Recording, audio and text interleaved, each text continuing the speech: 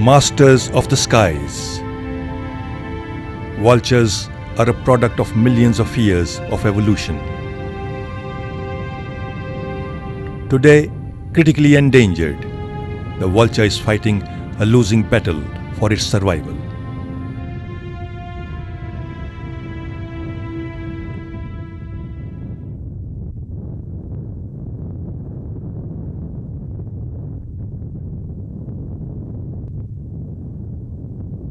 Vultures are the greatest, most efficient scavengers on the planet.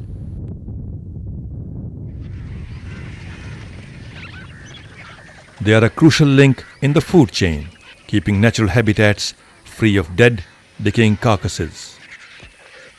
They play a vital ecological role as decomposers, along with bacteria and the fly. A vital link between death and life. A colony of vultures can reduce a large animal the size of an ox to bone in less than half an hour.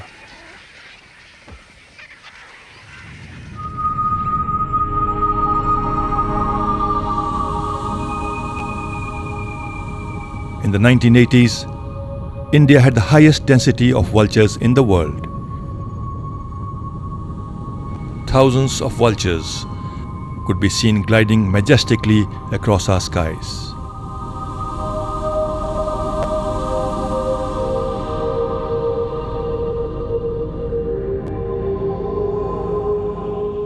The reason behind the high density of vultures is the high livestock population in India.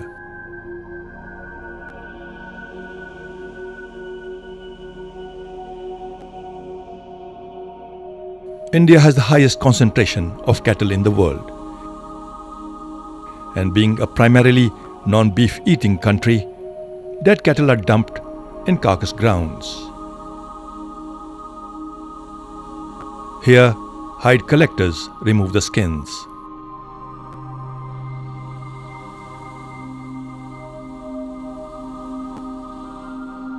These carcass dumping grounds are the major foraging sites for the vultures. They flock here in hundreds and thousands to clear the remains. The vulture population help to dispose of the carcasses and keep in check disease and contamination. This interdependence formed a strong link in the food chain. 9 species of vultures are found in India. The bearded vulture, the Egyptian vulture, the slender-billed vulture, the cinereous vulture, the red-headed or king vulture, the Eurasian griffin vulture, the long-billed vulture, the Himalayan griffin vulture, and the oriental white-backed vulture. The vulture is a resilient long-living species, but a slow breeder. The bird produces only one offspring each year, so the population grows slowly.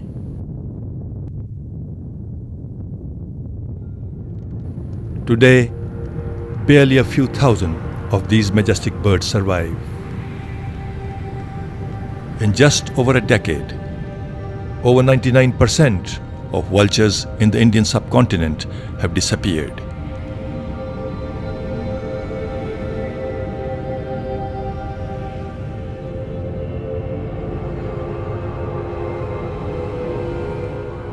The population has crashed to levels so low that it may never fully recover. The world's most efficient scavenger is today sliding into extinction.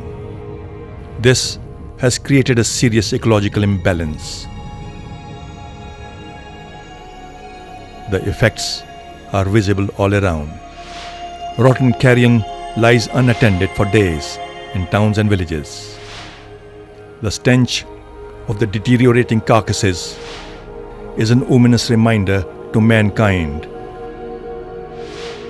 of the loss of a critical link of the food chain right before our eyes.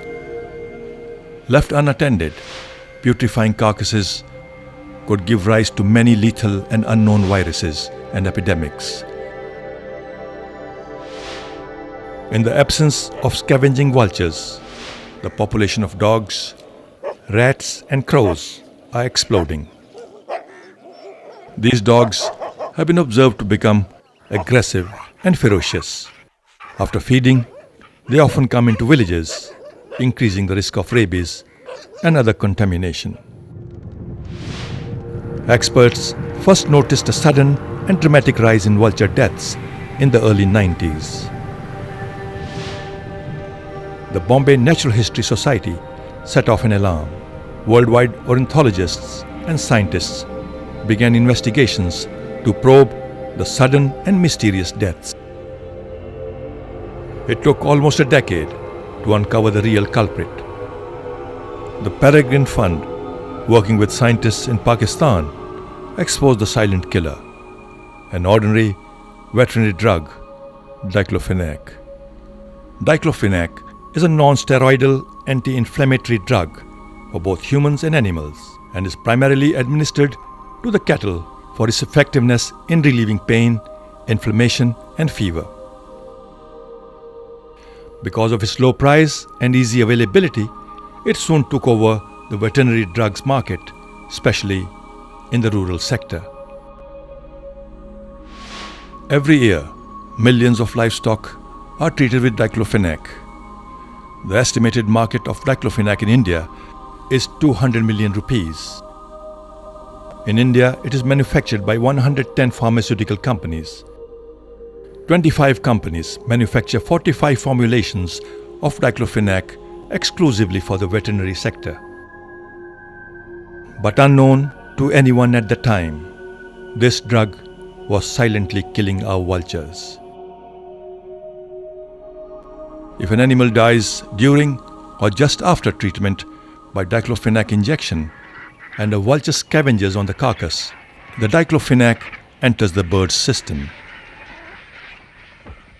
The bird's body is unable to process the chemical and excrete uric acid from the body. So uric acid crystals accumulate in the visceral organs. This causes visceral gout, leading to dehydration, kidney failure, and eventually the death of the vulture.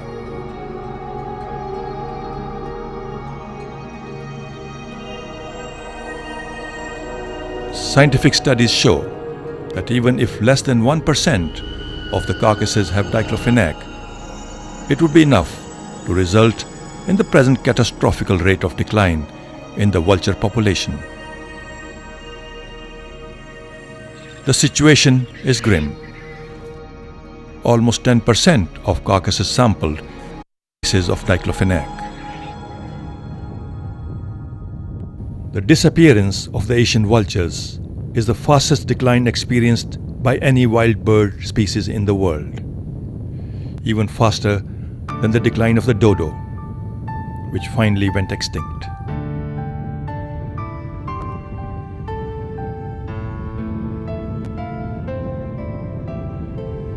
Three vulture species have been most seriously affected by diclofenac poisoning: the oriental white-backed vulture, the long-billed vulture, and the already rare slender-billed vulture. More than 99% of all the vultures in India, Nepal, and Pakistan are dead. Alarmed by this decline, in the year 2000, the World Conservation Union, the IUCN, included the three vulture species to critically endangered status, the highest degree of extinction risk. In 2002, all three species were brought under the Schedule 1 of the Indian Wildlife Protection Act, bringing the vulture at par with the tiger and the rhino. The Government of India was quick to respond. On 17th March 2005, a directive was issued by the Prime Minister to phase out veterinary diclofenac in 6 months.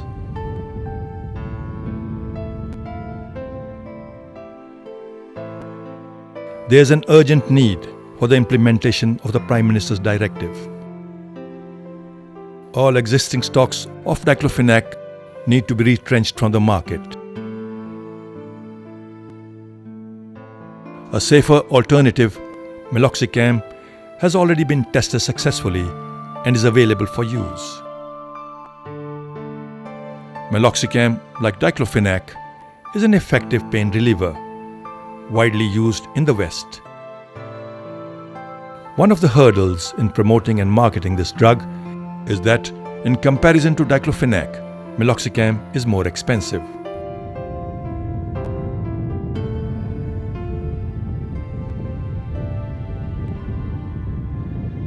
The battle to save the Earth's most effective scavenger has just begun.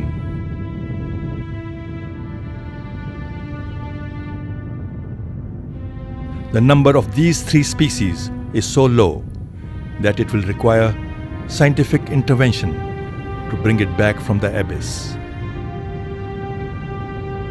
To help revive the crippled population and undo the devastation caused by this lethal drug, a conservation breeding program has been initiated.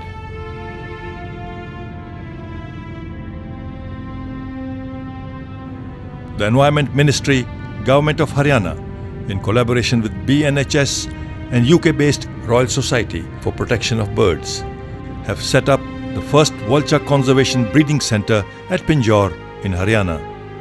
A second one has been set up at Buxa with the help of the Government of West Bengal. These centres hope to give nature a hand by helping create a viable population in a safe, healthy and free environment. We must not forget that one chemical intrusion by man has caused devastation beyond belief. It has wiped out nature's most resilient and powerful scavenger from the face of this planet. Vulture conservation programs are a viable solution, but a complete success is only possible if we eradicate the use of this drug.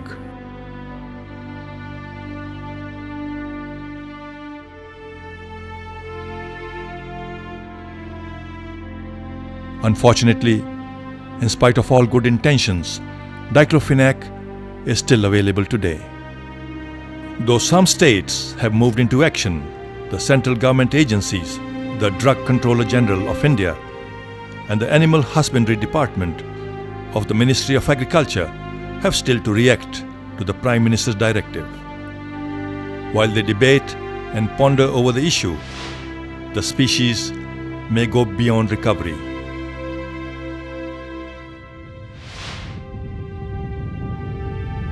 If we are really serious about conservation, this is the time to act. And the only way is a total ban on this lethal chemical.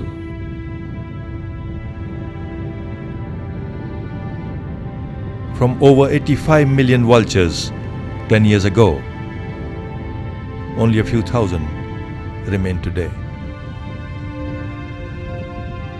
Some believe the number could be as low as 3,000 to 4,000.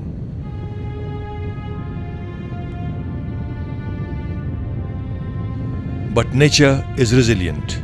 Given a chance, she will bounce back. It is time we all came together to help the master of the skies in their last fight for survival. It will be a matter of great shame for mankind if this unique, powerful scavenger disappears as we stand by without lifting a finger to protect it.